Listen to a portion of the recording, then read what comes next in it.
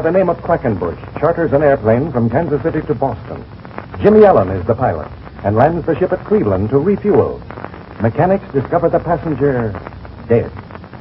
Government investigators enter the case and show that Quackenbush was murdered by a shot fired from a large caliber gun. Jimmy is under suspicion, and Speed Robertson comes to help him. Among the dead man's effects is found a slip of paper with a name and a Boston address on it. Speed guarantees Jimmy's presence at the inquest, and the youngster is released to the veteran. The two boys climb in their ship and fly to Boston, believing that the man whose name was found in Quackenbush's possessions can throw some light on the mystery. We find them now walking down a street near the waterfront. It is early in the evening. Gee, Steve, this is a pretty bad part of town we're in. Right down near the harbor. You can tell that with your eyes closed. Smell that salt air? Yeah, and fish. I can't say that I care for it. I suppose the people who live down here are used to it. Look at that funny little place across the street. The Crooked Anchor. Yeah, must be a sailor's lodging house. Looks like a couple of old sea dogs standing out in front now. And look there, over the top of that building. You can see the mast of a sailing ship. Yeah, we're down on the waterfront, sure enough. What was that address? Atlantic Street. Oh, yeah. If that cop sure is right, this next street should be Atlantic. I don't get this at all. Why should some friends of Quackenbush be living down here on the waterfront? Maybe Quackenbush was in the shipping business. Well, they must have had something to do with it. Jim, we've got to find this man and get him to tell us all he knows about Quackenbush. I know that. I don't think you realize just what a serious fix you're in. Pete, no one actually believes that I had anything to do with that. They could. Now, don't be too sure, Jim. The circumstances are against you. I'll admit your good reputation and past record is going to be a tremendous help. If it wasn't for that, you'd be behind the bars right now. But how could anyone possibly think that I'd do such a thing? Why, Speed, I never saw the man before. Circumstantial evidence, my boy. He's convicted more than one man. Now, listen, kid. This is plenty serious. You get me? Plenty serious. We've got to find out why that man was murdered and who did it. You really think he was murdered? Oh, yes, of course. This government man, Haley, knows his business. If there was any doubt in his mind, I'd have known it. Someone killed Quackenbush. Well, if you think so, I guess I'll have to believe it. But how was it done? Yeah, that's what we've got to find out. The only clue that we've been able to find, which might throw any light at all on the case, is this slip of paper. This man's name and address. Say, wait a minute. What does that street sign say? Oh, Atlantic Street. Yeah, this is the place. The number should be down this way. Yeah, that's right. Oh, boy, look at those houses. They look like they're about to fall to pieces. Yeah, this is a pretty tough part of town, kid. We want to watch our steps. Must be one of these places along in here. Uh-huh. They look like rooming houses. I wonder if this Ezra Whitcomb is a safe. Maybe he runs a rooming house. Uh-oh. Here's the house. See that number? Yeah. Yeah, you're right. And I don't like the looks of it either. It's a dirty, dilapidated-looking place, all right. Well, let's go. Watch your step now. These stairs look like they're fall to pieces any instant. Okay.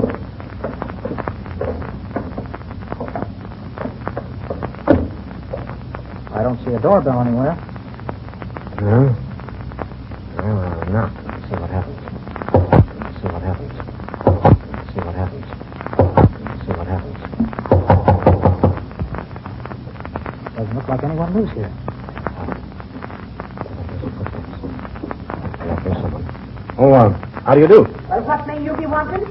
Do you, are you the landlady here? That I am. Say you be wanting a room? No, thank you. We're looking for, well, we came to call on someone who lives here. Oh, you're looking for someone, is it? Are you the law? Oh, no, we're not officers.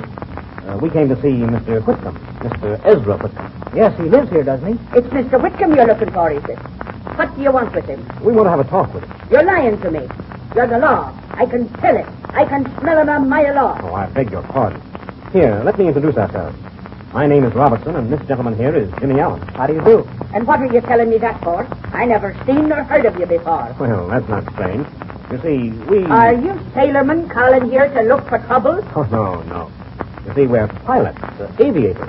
Oh, it's flyers you be. Glory be. I've seen them machines many times, but it's never before have I looked at a man who drove one. Now tell me, boy, What do you be wanting with Esri Whitcomb? Well, you see, Mrs. O'Shaughnessy, if you please. What runs the cleanest rooming house on the water. Oh, yes, of course, Mrs. O'Shaughnessy. We quite agree with you. Now, if you will tell Mr. Whitcomb that we are here, we'll appreciate it very much. I should be telling the old dog a brace of high flyers has come to call. He'd jump out of his old three boots, he would. And is the lad a flyer, too? Oh, Jimmy, you mean? Oh, yes, he's a great pilot. Such a young'un to be caught in death. Now, hear me, boys. Listen to the word of a good old Irish lady and go back to your flying machine. It's no place for the likes of two fine-looking gentlemen. But we have to see Mr. Whitcomb. It's very important. It really is, Mrs. O'Shaughnessy. We've just got to see it. Oh, it's got to, you have. Well, he ain't here. He's not in? It's gone, he has. When do you expect him to return? It's gone, he has for good. He won't be back. You mean he doesn't live here anymore? It's pay his bill he did and pick up his sea bag and leave. Oh, gee, Speed, that's a tough break. And what is it you want with the old sea dog? It's something we can't explain. But are you absolutely sure he won't be back? Oh, bless the saints, didn't he tell me? It's not but 2 hours ago. He packs his sea bags and leaves in a great hurry. And sorry I am to lose such a fine old man. He paid me promptly and caused me no trouble. I wish all the sailormen were like him. Do you have any idea where he went? Not a bit, do I? They come and go, these men from the sea. How long had he been with you? It's a lot of questions you're asking, Mr. Robertson. We've got to find Ezra Whitcomb. And anything that you can tell us about him, we will greatly appreciate. Well, what's the old fella done? Nothing that we know of, but he can give us some information about another man. Well, it's no help I can give you, me boys. He lived at me house about a month, and today he leaves without saying aye, yes, or no. Was he an old gentleman? That he was. Too old to be following the sea. But he was a sailor, wasn't he? He was that. A man that had been with the sea his whole life, if I'm any judge. Well, what did he look like? About your size, me lad, but stooped in the shoulders without the fine carriage you have. Can you tell us anything else about him?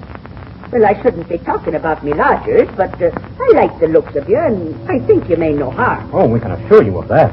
Well, his face was, as brown as me and mahogany parlor table, and filled with wrinkles, made from the sun and the wind, and a great shock of white hair he carried on his head. Do you have any idea what his business was? Bless you, the old dog had no business. For hours he sat and smoked his pipe, looking off out the window as if he was sitting on the deck of a boat and gazing out at the waves and the sky. He must have been a nice old fellow. He was that. And then some days he'd go down to the wharfs and look at the old sailing ships and maybe once in a while meet an old crony and slip a glass of beer at the Broken Anchor. A vile place it is, if you ask me. Did he ever have any visitors? Not a one. And only once did he write a letter.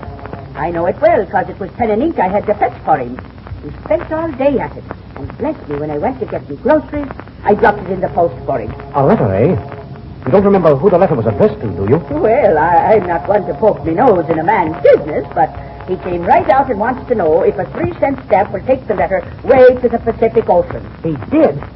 Was it mailed to Los Angeles? What? How did you know that? Do you remember the name on the envelope? I do that. A queer one it was. Now, if I can only think. A queer name for sure. A Quackenbranch or a... Quackenbush. Was that it?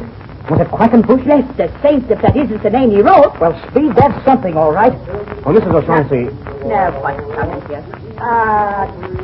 Bless Paddy is another one of them drunken sailors. Apparently he's been in the Broken Anchor for a while.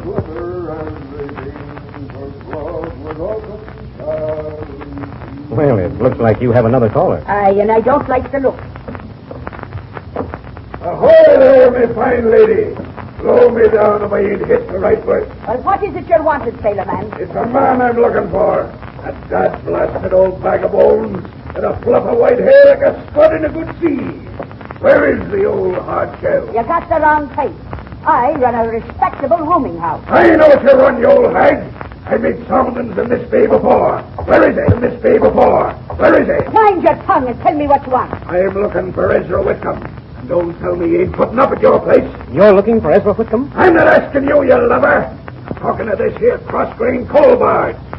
Well, where is it? Now, wait a minute. You're talking to a lady, not a bunch of drunken sailors. Blow me down. Listen to him. Pipe down. Listen to him. Pipe down, you black baboon, and be on your way.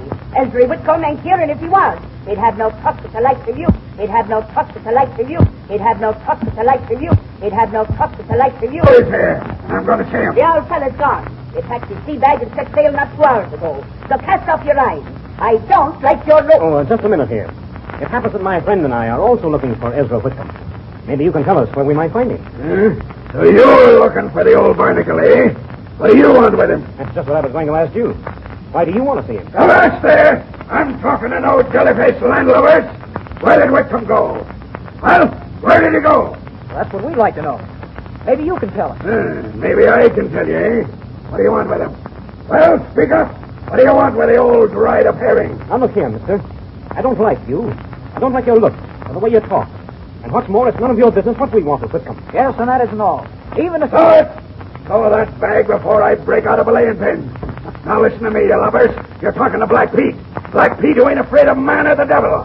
And forget about Ezra Whitcomb. Forget about him, because if you don't, you're going to have to deal with Black Pete. Who is Black Pete, and what is his interest in Ezra Whitcomb? Let's follow this thrilling mystery in Jimmy Allen's next Air Adventure.